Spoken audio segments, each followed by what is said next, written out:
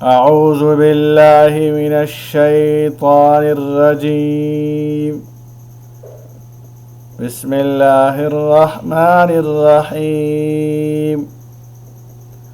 قل أندعو من دون الله ما لا ينفعنا ولا يضرنا ونرد على أعقابنا.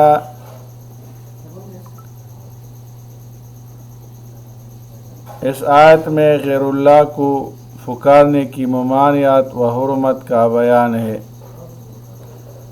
قل اندعو من دون اللہ، آپ صلی اللہ علیہ وسلم فرما دیجئے کیا ہم اللہ کو چھوڑ کر ان کو پکارے،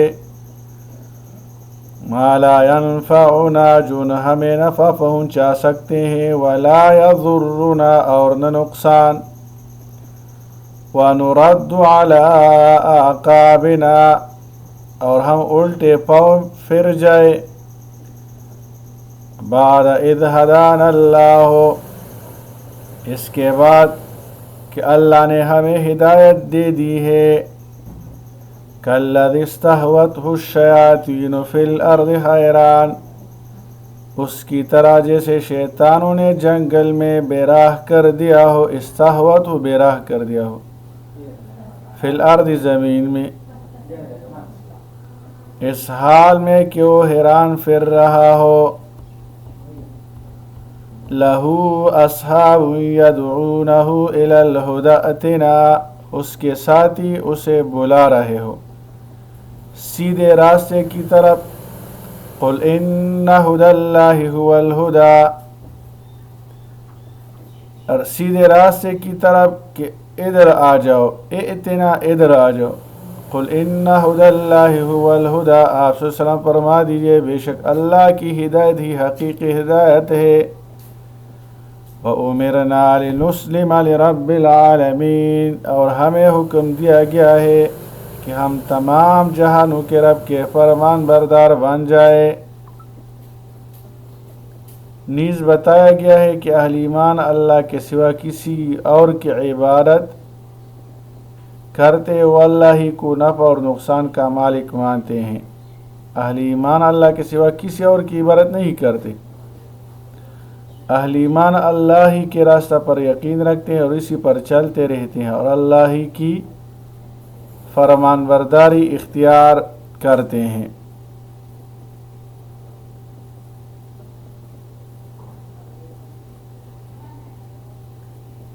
گمراہی میں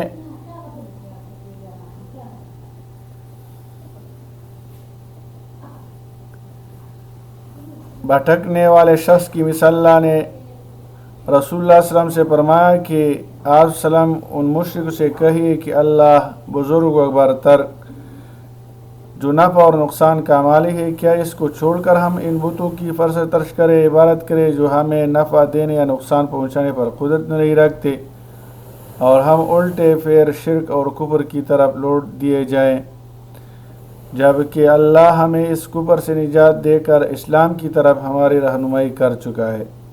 پھر ہماری مثال اس شخص کی طرح ہوگی جس کو کسی جنگل یا صحرا میں شیاطین جنات نے راستہ سے بھٹکا دیا ہو، اور اس کی عقل کام نہ کر رہی ہو کہ وہ کدھر جائے، وہ حیران و پریشان پھر رہا ہو، اور اس کے دوست اور ساتھی اس کو بلا رہے ہو کہ ہماری طرف آؤ، ادھر سیدھا راستہ ہے۔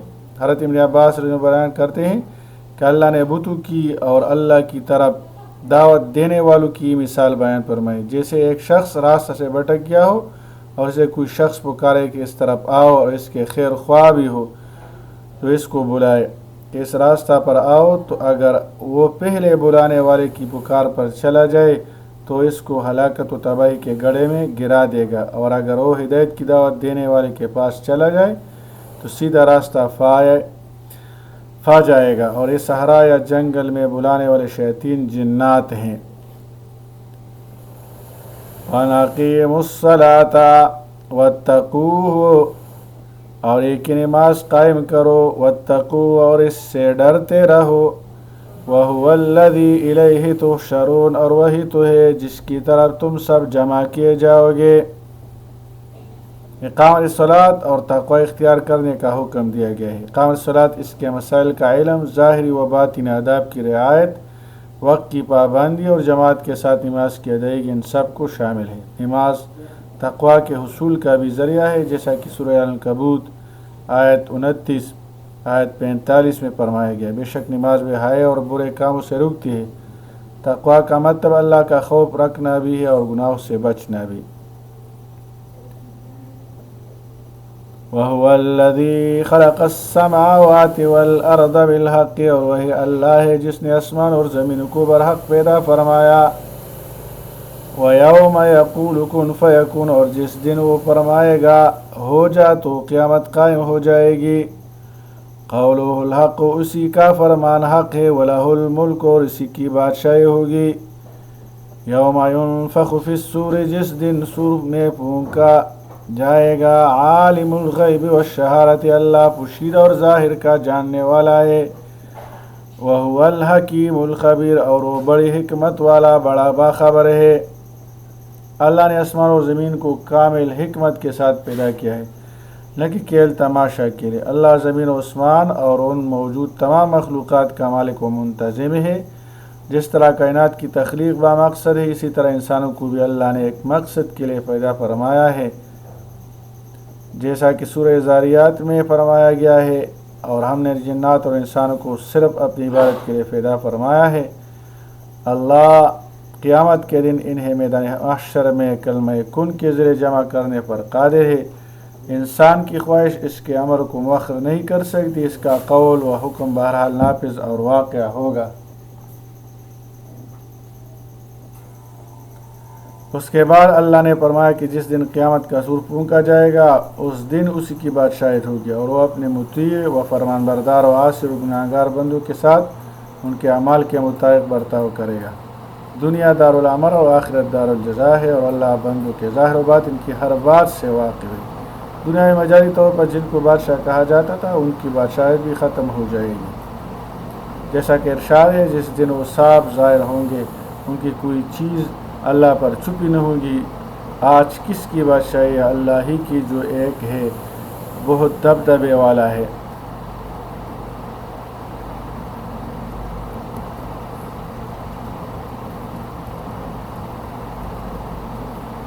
اللہ تعالی عمل کرنے کی توفیق عطا فرمائے۔ صلی اللہ تعالی علی خیر خلقہ محمد وآلہ واصحابہ اجمعین برحمتک یا ارحم الراحمین۔ کل سے انشاءاللہ تعالی اس کی مشق ہم حل کریں گے۔